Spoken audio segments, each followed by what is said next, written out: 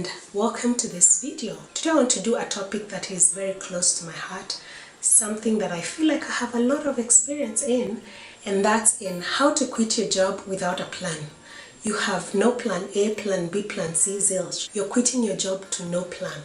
The ideal is to move smoothly from one job to another. Now, sometimes that does not happen, and actually my experience is that it has never happened for me. I do not have experience moving swiftly from one job to another.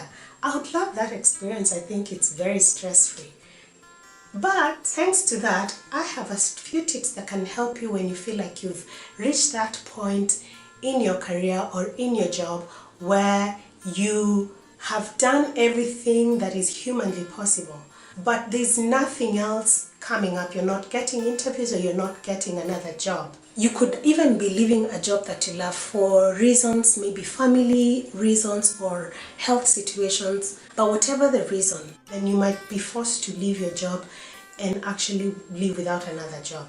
So how do you survive? And note that I'm saying survive, not succeed, because let's be honest, first thing that you want to do is to prepare yourself. Talk to somebody who can walk you through the quitting process, somebody who actually understands the struggle you've had keeping that job or the reasons why you are quitting your job without another plan. Because let's face it, nobody will ever tell you to quit a job. Nobody will ever advise you to leave your job. Okay, so you have to make sure that this person actually understands the reasons why or the challenges that have led you to the place where you need to quit a job without actually having another job.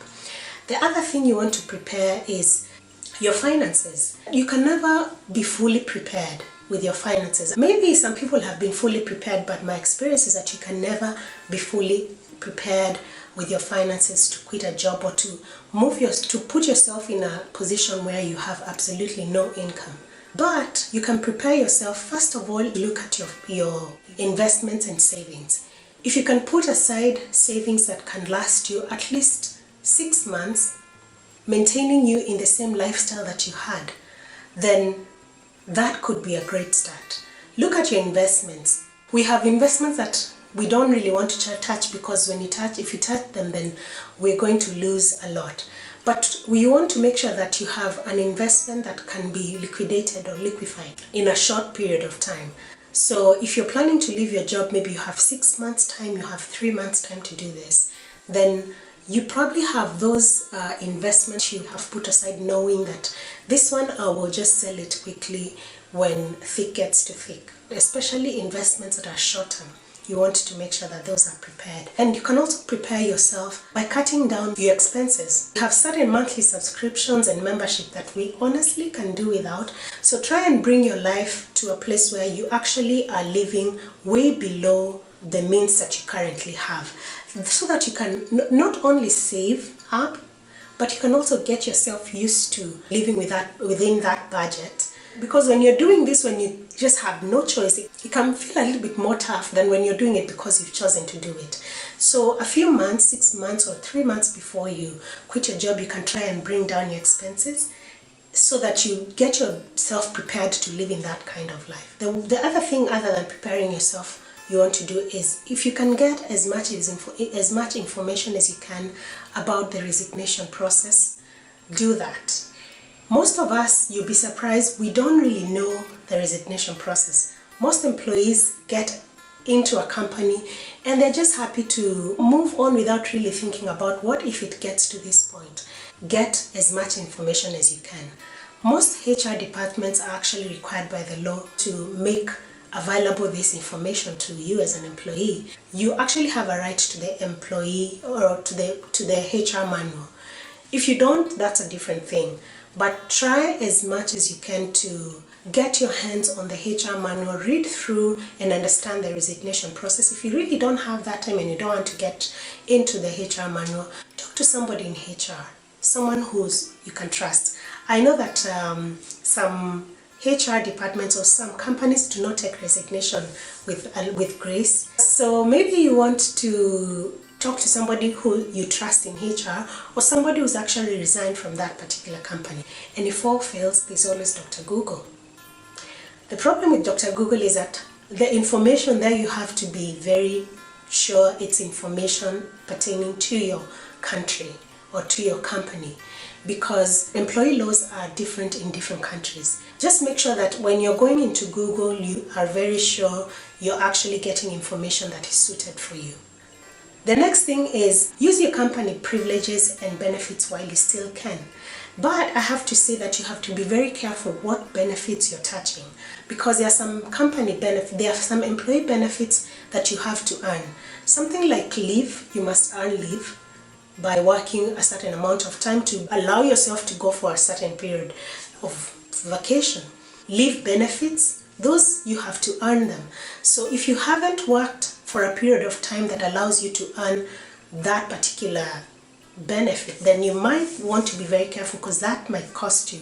When you finally tender your resignation, you might have to pay your leave days, or you might have to pay some of the benefits that you get for your leave. But I think there are some privileges and benefits that we don't really use them because we don't have the time to use them. Something like dental care, your opticals, those are some of the things you can use, because it's very expensive getting your teeth fixed or getting good quality spectacles out here. So try and make use of the privileges and the benefits that actually they're rightfully yours and they're not going to cost you at the end of it. The next thing you want to do is, if you can, try and avoid paying the company unnecessarily. And by this I mean, if you really have something you need to pay the company before you leave, you have to pay. But I'm talking about trying to avoid having to pay by making sure that you are smart about the time that you're going to actually tender your resignation. Some of the things that could affect you are bonding agreements that you're probably in or are probably active. So you want to find out how much is it going to cost you to leave at a certain time, or to tender your resignation at a certain date. Because if you have any bonding agreement, that's maybe a training that you went for, or the company has invested you in one or the other, but the period with which the company has set to get all the return on the investment has not yet expired, and you leave before that, then you might have to pay that. You want to check and be sure that you're not on any kind of bonded period, or you actually are aware how much you're going to pay. If there's a way you can revise your resignation date based on that information, then the better for you, because you can avoid having to pay. If you have to stay a little longer just so that you are able to finish a bonding period, most definitely go for it. The other thing tied to that is give a proper notice period. You are going to pay the company. Most companies I know, they will charge someone if they leave without giving a notice period. And some companies require you to give like 2 weeks notice, 1 month's notice. Sometimes it's 3 months. I know some companies that require you to give 3 months notice before you leave. Try and give a proper notice period before you leave. That way you avoid having to pay the company any money. Remember, you're quitting to no job, so you probably want to hold on to all the money that you got. The next thing is you want to move on. Honey, when you finally leave the company, move on. Because you've moved to really no plan, there is a tendency to hang on to see what's going on. My advice is you need to move on. You want to take your heart with you out of that company so that you can actually find out exactly what you're interested in.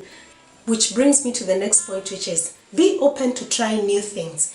Now, like I said before, sometimes we find ourselves in careers or in jobs that we really are not interested in, and we end up losing ourselves in them. By the time you leave that job, you hit an identity crisis. You got so used to identifying yourself with your career that when you eventually leave your career, you don't really know who the hell you are.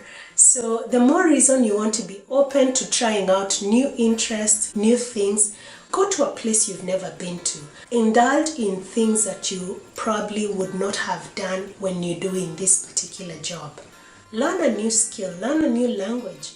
break a few rules and see where that takes you. You might be so surprised that you will end up finding yourself, it might not be as rosy as it was when you had this maybe big salary, but you'll be doing things that you love. Personally, I believe that we're not just supposed to live life, make money, pay bills, and die. I think we're supposed to live and enjoy life. Once in a while, step outside and actually involve yourself in something that you actually really enjoy. The last and most important, get comfortable not knowing what's next. As humans, we are very terrified of uncertainty, regardless of the fact that we actually really don't know what's next. But we like to have this, a certain comfort of feeling like we have some control of the future. We want to feel like we know what's going to happen and we have some control over what's going to happen, which again is also what this video is about. You just want to know that you have an idea of what's going to happen and you're prepared. But sometimes you can feel very clear about the future, you can feel very clear about what's next, and something happens that knocks you off your clarity. So even though we have put things in place, we've prepared, we have gone through the resignation process properly, we have avoided paying company things that we don't need to pay, we have done it proper and good. But sometimes things happen that actually knock us off that security.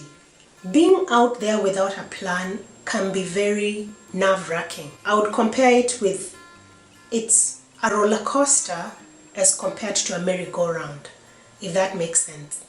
You feel like you are on a roller coaster. One day everything is clear and you're on a high and you're like, I'm so happy I left this job.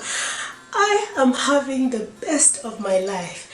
And the next thing you're like, I'm an idiot. I'm an idiot, It is a roller coaster. So you have to be able to be comfortable with being in that situation.